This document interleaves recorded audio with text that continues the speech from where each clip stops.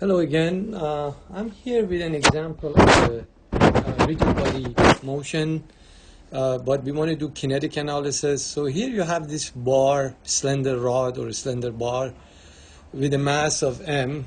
So mass is equal to m. And the length, as you could see, is L. The center of the bar is G. We have these rollers to minimize friction.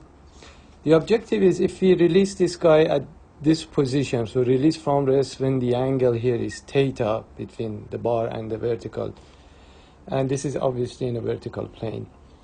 So the question is, what would be the angular acceleration of this bar? So we want to find alpha of the bar immediately after we release it. So in other words, the angle is theta.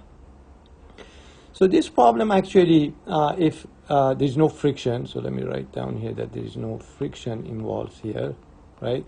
So if there is no friction and we look at the free body diagram, obviously anytime you're trying to do a kinetic problem, you need to draw a free body diagram. So I'm going to start with the weight of this guy, mg, right? And then remember, there would be a normal force exerted by the wall at roller at A, and a normal force exerted by this surface inserted on the roller at B. So right now we have three unknowns, NA, NB, and alpha. And generally we have three equations. The equations are what? Sum of the forces in X equal mass times X component of acceleration of the center of mass. So A bar means acceleration of the center of mass, acceleration of G. Sum of the forces is equal to mass times Y component of acceleration of center of mass. And of course, the important equation is sum of the moment about G equal I bar or I sub G times alpha, I being the mass moment of inertia. But can we solve this problem with just one equation?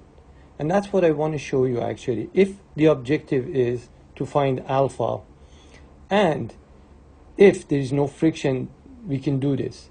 So what I want to do now, because I just have to get rid of these equations here, so sorry for writing these equations. So where is a good point to take moment about so that you could actually eliminate NA and NB? So look at the point of intersection of these. Point of intersection being right here. And this happens to be actually the instantaneous center. Remember in the previous videos, we've seen that this is the instantaneous center where you draw, velocity of, draw perpendicular to velocity of the 2 point velocity of A and velocity of B. So remember, VA is down and VB is to the right. And when you draw perpendicular lines, they intersect here, so that becomes the instantaneous center. So the equation I would like to use then to eliminate NA and NB is sum of the moment about C equal I sub C times alpha. Remember, these two subscripts, they have to match in this equation. So what is I sub C? Okay, I sub C, let me actually get rid of this and restore the theta back here. And why don't I get rid of this velocity of B? I just wanted to show you the instantaneous center. Okay. So I sub C is mass moment of inertia with respect to the axis that passes through C. And if you use parallel axis equation, that's equal to I bar plus MD squared. So if we know I bar from a table for a slender rod is 112 ml squared. So in other words, if this bar is to rotate about G, the axis passing through G, the resistance to rotational acceleration, which is the meaning of mass moment of inertia, would be 112 ml squared. Plus md squared. What is d? D is the distance between the two axes, the one that passes through G and the one that goes through C. So this is distance d. Now if you work out this distance d by using the run and the rise here, and this angle being theta or this angle being theta, you notice that that d is always half of the length. So if you do the work here, I sub C then becomes 1/3 of ml squared actually. And now if you apply the equation here, so let me go back to the equation, sum of the moment about C equal IC alpha. If we say, obviously the rotation is counterclockwise. Looking at the free body diagram, you see obviously NA and NB don't have moment because they pass through C.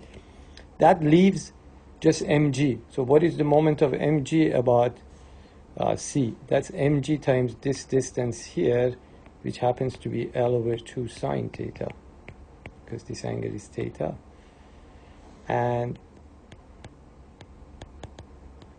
that's the only torque that we get. So the weight of this guy is creating the rotation after you release it from rest. So that's equal to this 1/3 ml squared times alpha. So you see how the mass is cancelled. So actually alpha is not going to be a function of mass.